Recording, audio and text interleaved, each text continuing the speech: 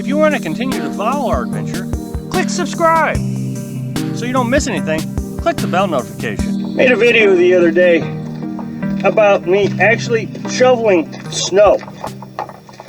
And I'm explaining to you, that how to get through the winter and some of the challenges I have. Of course, now, I also have made many videos in the past about the good, the bad, and the ugly, with an emphasis probably on the bad and ugly. Well, I've been trying to get into a more positive spirit because I hated being the negative guy. So here recently, I've been even trying to, promote this lifestyle and some good, positive aspects. Yet someone wanted to comment and said they did not want to believe that this lifestyle is as difficult as I make it out to be. I'm literally showing you footage of me shoveling snow. She says, I realize that you're going to run into difficulties every now and then, but not the way you make it sound. But I guess she wasn't looking at the footage when she wrote it of me shoveling snow. This is not a belief system. This is not, I believe in this, and therefore it's true. I am showing you shoveling snow. And she's in her 60s, and she's going to go and do this lifestyle. So she may want to think about the difficulties of shoveling snow. I guess in her mind, I made the snow myself so I could show you some difficulties in my footage. Because negativity sells. Well, folks, no, it doesn't. If you will notice, my channel is growing slower than all the other channels. Just take a look. So I have nothing to gain by telling you the truth about the lifestyle.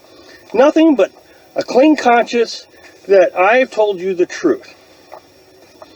Made a video the other day where I talked about that I don't think a lot of people are designed to be nomads. I talked about early on in human history, people really tried to stay around resources, and as resources dried up, that's the only time they moved around. They didn't really just move around to be moving around, just for the adventure of moving around. And I was explaining, the difficulties of finding water and trying to find a place to change the oil in the truck, and the difficulties of finding cheap grocery stores. Because when you move, you have to go look for those things. And so you spend endless hours on the internet, assuming you have faster internet. I like to come back to places I know, such as like here in Mississippi, because I've already learned those things and I don't have to relearn them. Well, somebody told me that that's not true, that they've been doing this lifestyle for 3 years. And in the 3 years, they have learned how to do things where they can travel. But then at the end of the paragraph, and I just couldn't believe that I was reading what I was reading. He said he's on a fixed income, so he can't travel that much, so he's kind of stuck in one spot as it is. But if he had a regular flow of income, it would be much easier.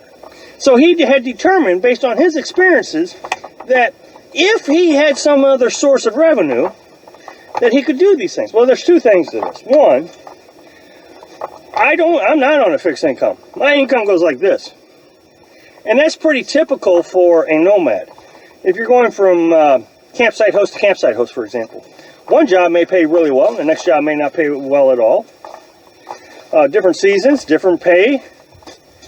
So, you got to travel long distances, even as a campsite host. So being out here, what you have to do is budget your finances.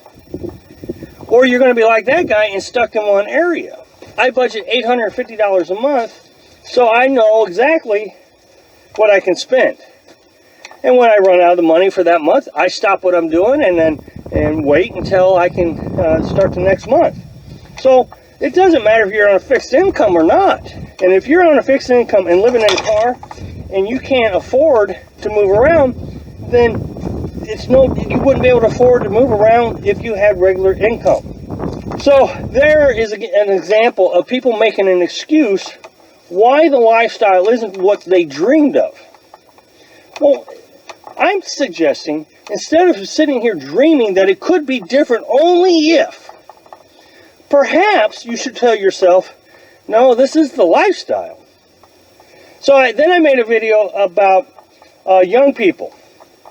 And people, young people who live in a van don't seem to have a plan in place for older age.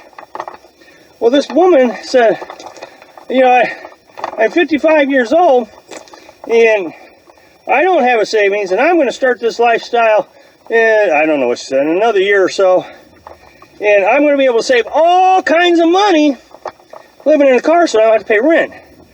I hear this so much. I'm going to be able to save money because I don't have to pay rent. Well, she's 55, and so even if she waited a couple of years, like I said, then she's going to be 57.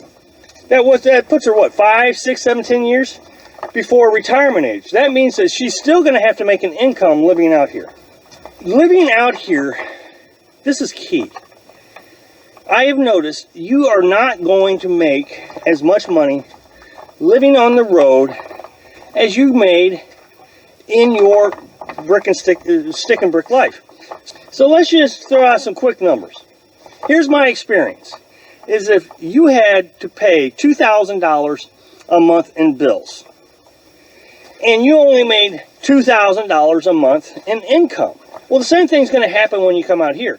Okay, so now you're not going to have rent, so you're going to drop off that $1,000 in rent. So now you have $1,000 in bills. Well, here's the thing, is you're probably only going to make $1,000 a month. So you're still at 0% profit. You have no money left over at the end of the month in a stick and brick or in a car. Simply moving in a car is not going to all of a sudden get you in a position where you're better off unless you change your spending habits. Meaning that extra $1,000 that we just talked about, if you don't figure out how to reduce that cost, you're never going to get ahead living in a car. And the thing is you're giving up so much by living in a car. You're giving up a bathroom. You're giving up a nice shower. Thanks for watching. Click like if you like the video, and happy travels.